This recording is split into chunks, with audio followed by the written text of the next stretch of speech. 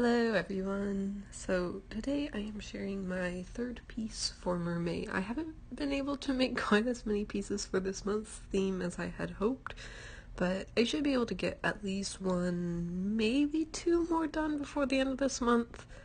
Even though each piece has definitely been taking me a bit longer than expected, I've really had a whole lot of fun with this month's pieces, and I'm hoping to do more themed series like this one in the future. And hey, just because May is almost over doesn't mean I have to stop making mermaid-themed pieces, so I might just decide to continue with this theme a little bit longer even after June rolls around. That being said, there are some other ideas I have for some pieces that aren't mermaid-themed, so I am looking forward to playing around with those as well after this month is over, because I've definitely had a few things I've had to put on hold just because of the whole mermaid theme, which I've enjoyed doing all those pieces, but I also want to get back to doing some of my other things that I have ideas for right now. In particular, I think I want to continue with the whole tea creature series because I always have a lot of fun with those ones, and they are also pretty good practice for me, as painting animals has always been a pretty weak point for me. If you have any ideas of animals you think would be fun for that series, please let me know. So far I think I've done a tiger and an octopus on this channel, and I also have done a hedgehog and a peacock prior to that. And I'm pretty sure an owl is going to be my next piece for that series, as it is one my friend has been requesting for a while now, and I just haven't got around to doing it yet, so I better get on top of that and make a tea owl piece. And as for today's piece, this one was based off of the spotted lagoon jellyfish.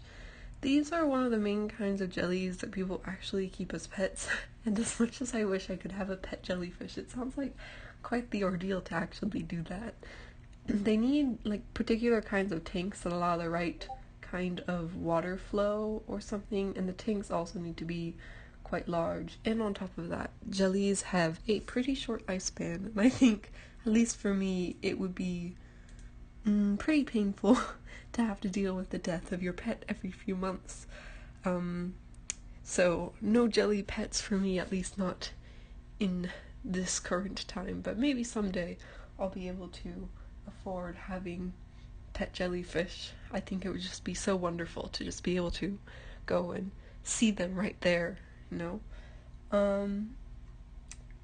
And I got the idea for this piece because one of my friends had requested that I do a merman this month, and I have pretty much zero experience in drawing guys, so this one was definitely a bit of a challenge for me. In the end of the product, you can tell the muscles look a bit off, and overall I think just there were a lot of things that I struggled with because it's not something I'm used to doing, so it was definitely an experience and a challenge. So I think it was really good practice, even though it didn't turn out as well as I might have wanted, and I will definitely need to be taking some time to do more studies on anatomy so I can make things look better next time. I got the idea of kind of a more romantic hugging one because I have this one picture of spotted lagoon jellies saved to my phone where there are two of them kind of just bumping their bells together, and I've always joked that they're hugging, so I kind of thought it would be fun to draw two spotted lagoon jellies hugging based off of that particular picture. And I had a lot of fun with the colors and playing around with making the bells transparent and such in this one. Overall, I feel like I'm fairly happy with the end result. However, I do feel like the pose is slightly awkward, and the anatomy, especially around the shoulders, is a little bit off. But whenever you try learning something new, whether in art or anything, I suppose, you're gonna have things that just don't go well at the start.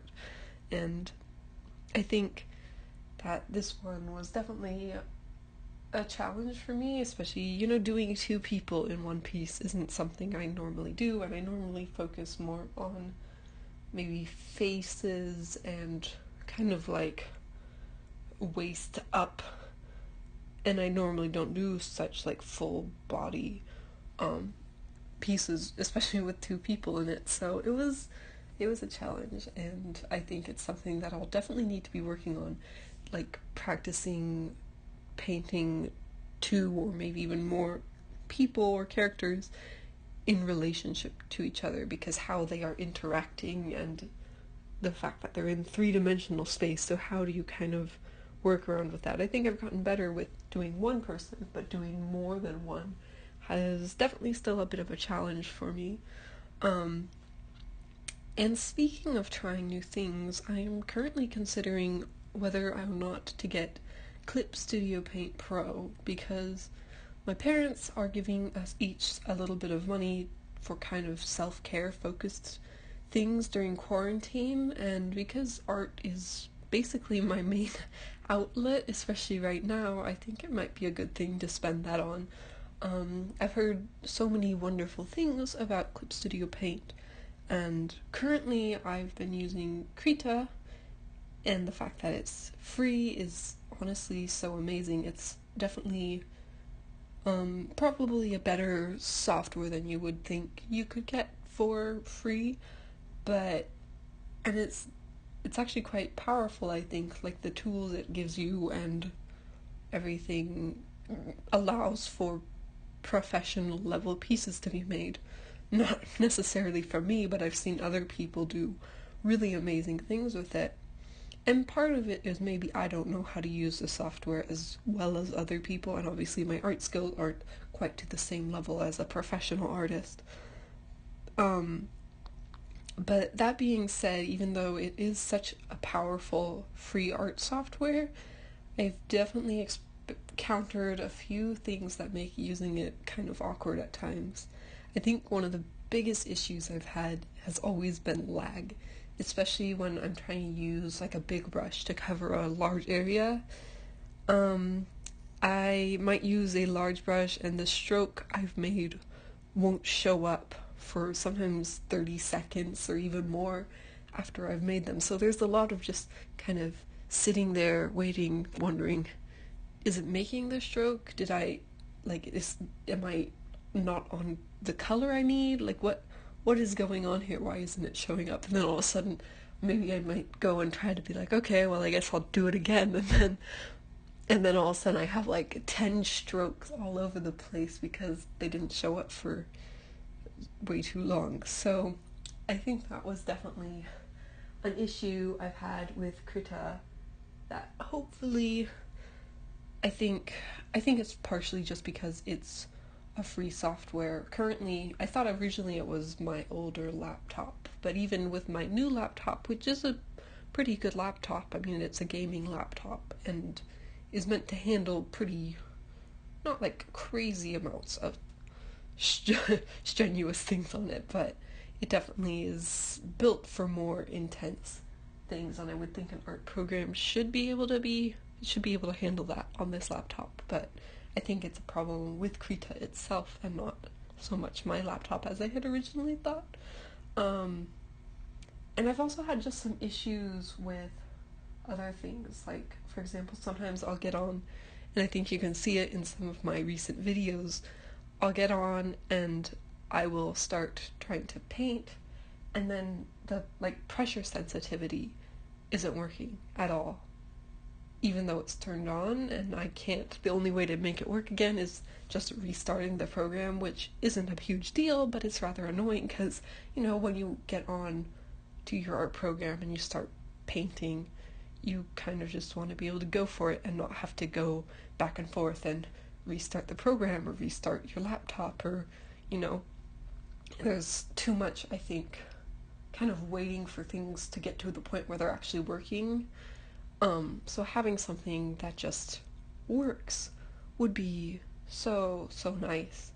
And so that's kind of some of the reasons I've considered getting Clip Studio Paint. And I think Clip Studio Paint also has just more tools, and I feel like things are slightly better. Like it's a slightly more powerful program. For example, I got the trial version to test it out to see if I wanted to go ahead and buy it. And I haven't reached a decision yet, but I think I'm definitely leaning towards going ahead and getting it sometime in the next few days, just because I have enjoyed it quite a bit.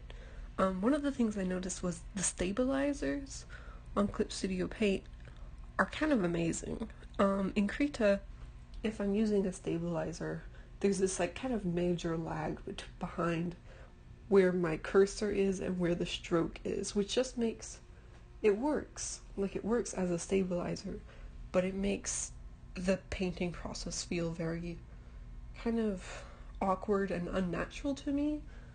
And in Clip Studio Paint, even with the stabilizer set up to a higher level, to the point where I am getting really nice smooth lines, it doesn't have the issue of like being way behind my pen, which was kind of one of the main issues I had with Krita's stabilizers.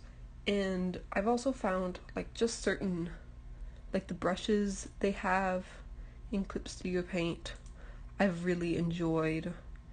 And I just feel like some of the things in there, that like the tools are, there's more tools for one thing. I like the way it's set up, and I like how powerful the tools it gives you are, because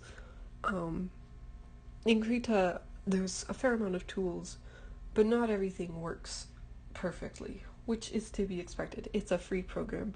Honestly, it's amazing to have a program that is as powerful as Krita for completely free, whereas Clip Studio Paint is what, like $50. So it's definitely, at least for me, being a student in university and stuff, I don't have a ton of money rolling around, so I need to think about, is it worth spending that $50 for this program? And currently I'm kind of leaning towards yes, because art is such a huge part of my life, and I think having that slightly more powerful program will really make a bit of a difference. And as far as other art related news, I was actually able to do some more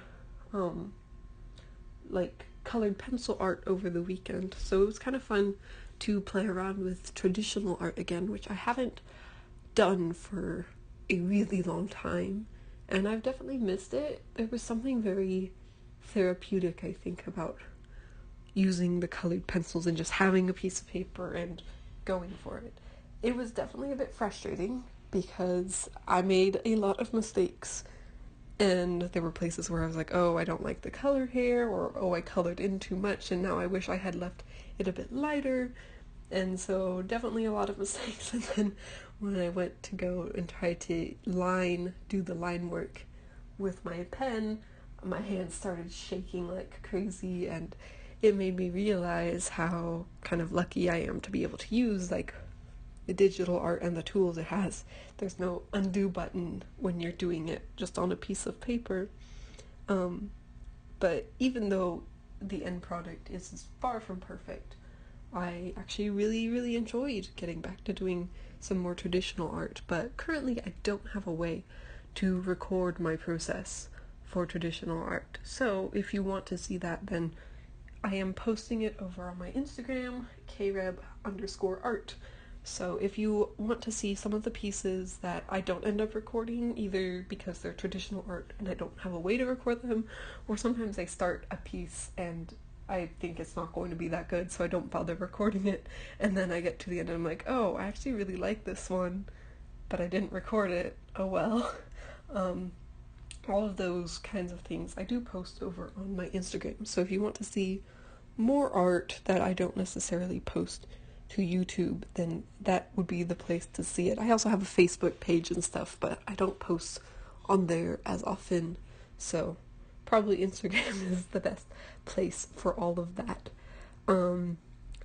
So yeah, and there were a few other pieces I made over like the weekend that I actually really kind of liked how they turned out, and for some reason I just didn't record any of them, which kind of sucks because I kind of wish I had now, especially one of the pieces I did which I quite enjoyed making, and I was actually pretty happy for once with the end product. But you can always go and see all of those over on my Instagram, and maybe I might be able to find a way to start recording traditional art pieces as well. I'm not exactly sure how I would do that, so if you know how to do like record traditional art, I know it would have to have some sort of camera setup going on, and I'm not exactly sure how I would do that. I don't really have a good camera. I mean, I pretty much just have my phone at this point, and I'm assuming it would need some sort of stand to get it to stay where it needs to go and all that. So, not exactly sure how that would work, but it is something I've considered doing at some point in the future. And another thing, along with Clip Studio Paint, there's another purchase I've kind of been considering, and that would be getting a better microphone for things like recording, and also for when I'm playing games, you know, if I'm trying to communicate with a team member or something, having a better microphone would be nice. Because currently I'm just recording on my phone, and often you'll probably hear little background noises and things. Just the audio quality isn't wonderful, so I would kind of like a microphone that can pick up sound, like have a clear recording, but also kind of help to minimize background noise as much as possible. But I personally don't have really any experience with that sort of thing in general, so I've definitely need to do a little bit more research. If you know of have any advice as far as like what kind of microphone might be good, or is it worth purchasing one, or should I just keep doing what I've been doing, not just for, of course, recording for this, but also for games as well, which when I'm playing a game, the only microphone I'm using is like the one on my laptop, which I definitely don't think has the best audio quality, and people often are saying that I'm really quiet and difficult to hear, so I think having something that would pick up my voice a little bit better and also minimize background noise would be really useful, but I'm not sure, is it worth it or not? I haven't had any experience with that, so if you have experience with that sort of thing, please let me know, especially if there's specific ones I should consider, or other like just things I should consider in making a decision like that, because I've definitely found, like currently there's not a lot of technology or really anything that I feel like, oh, I really wish I had more of this, because I don't know, I feel like I'm pretty satisfied at this point in my life with, I mean, I've never really been somebody who's like, oh, I need a bunch of things. I'm happy with like a drawing tablet and some art software, and give me a cup of tea and a stuffed animal, and I'm pretty much good to go for a very long time. And I think it's been nice because for me, I'm very much kind of a homebody. I like to be home. I don't really, I've never been someone who enjoys going out and like going to a party or going shopping or any of that sort of thing. It does not appeal to me. In fact, I'm normally very happy to avoid those things at all costs. So quarantine has, in that aspect, been pretty great, honestly. Not having to go to the store and not having to go to different events has been honestly quite wonderful for me personally. I know for a lot of people it's difficult, especially if you're having to miss out on something you've been looking forward to for a really long time. Especially like I think about the people who are graduating from university or high school, and how that build up towards graduation has probably been rather anticlimactic this year. And so I know, at least in my neighborhood, to kind of counter that, we're doing some sort of like graduate parade sort of thing through the neighborhood with all the social distancing measures. I'm not exactly sure how that's going to work out, but my mom has been making some plans where everybody from who's like graduating from the main grade levels, so I guess that would be like kindergarten and fifth grade and probably eighth grade, and then seniors in high school, and then seniors at university. We'll do some sort of like neighborhood parade where they can kind of, instead of having maybe a normal graduation ceremony, they can kind of have it in a way through our neighborhood, and then somebody can be there at the end, probably a family member, I'm assuming, to, give them a hug and everything, just so they don't completely miss out on the celebration that graduation normally is. And I mean, I'm not graduating this year, but I can only imagine that it would be really difficult to have to give up on kind of your expectations for that. I think it's hard when something we've been looking forward to for years even all of a sudden isn't happening the way we expected it to be. And I think in general, like with this whole ordeal, it's difficult because there's so much uncertainty and there's so much almost disappointment, I guess, with things not meeting our expectations of how they were supposed to be. Obviously, this isn't how we expected 2020 to go, and we're kind of having to adjust our ideas of normalcy and what life should be like. And it's been hard, I think, but at the same time, even though, I mean, for me, it's not nearly as difficult as it is for so many people. It's not like my father hasn't lost his job. He's still working from home. For me personally, I'm not like super extroverted, so it's not like I miss going out to different places. I do miss people. I miss like my closest friends. I wish I could see them. But for me, it's not been nearly as hard as it is for a lot of people. There's definitely been difficulties. I don't personally do well with uncertainty at all, and so having guidelines and such constantly changing the way they have been has definitely been difficult for me. But at the same time, I've also been trying to look for the positives in this. And for me personally, being home all the time, while definitely having some negatives, I've also found it has given me some time to kind of work on some self-improvement, like things like exercising every day. I've been exercising like 5 times a week, which I never used to do, but it just feels good to, kind of stay on top of that sort of thing because I never really used to do that. And so building healthier habits, I think, has been one positive that's come out of this.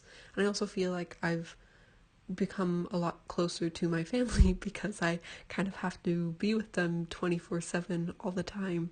So I definitely think that that's another positive, is learning how to get along with each other.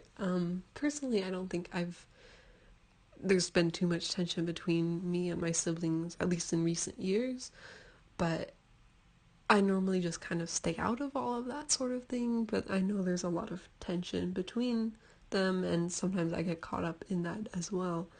And I don't like arguing, and I don't like people being upset, but I think being together in one house has kind of forced us all to learn how to get along, and I think that's actually a really good thing.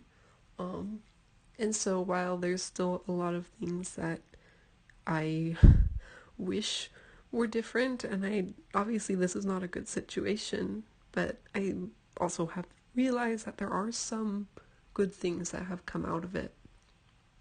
So hopefully things will start opening up again. I know my school did give the announcement that we are planning to be having in-person classes in the fall.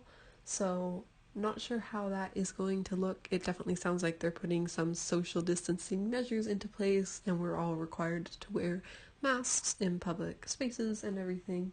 But I think I'm just glad that it is going to be in person.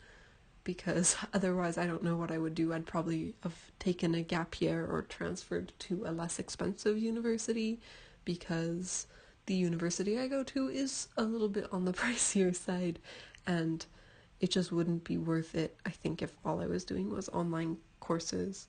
So I'm glad that that has been kind of answered. I was really like wondering, are we going to be in person or not? And it's sounds like we are. So I'm kind of glad to have that bit of information. Um, but other than that, I'm kind of just waiting to see where things go right now, because there's so much unknown. So I've just been at home doing art and playing games and sleeping and drinking a lot of tea. Um, so anyways, I hope everybody is doing well. I know that I haven't done a ton of pieces for Mermay, and I think I probably will only get one more done at this point. But hopefully, I've actually really enjoyed participating in this month's theme, so I'm hoping that I can do more things like this in the future, and maybe kind of make more next time I do an event like this. I think there was just a lot of stuff going on right now, and it took me a while to kind of get into a rhythm, and so that's why I didn't really make as many pieces for Mermaid as I had hoped. But I actually had a lot of fun with this one, even though it's far from perfect, especially the anatomy and such. I'm actually pretty happy with how it turned out. I think the overall like mood, and I like the like seaweed curtainy thing. I kind of like how that turned out. So overall, I feel like this one turned out mostly how I wanted it to, and so that made me happy to whenever I actually like my end product, that always makes me happy, because that doesn't happen very often. Normally, I don't really like what I've made, and so I was glad that this one turned out mostly how I liked it, and that's been good. I hope everybody has a wonderful rest of your week, and stay safe and healthy. See you next time.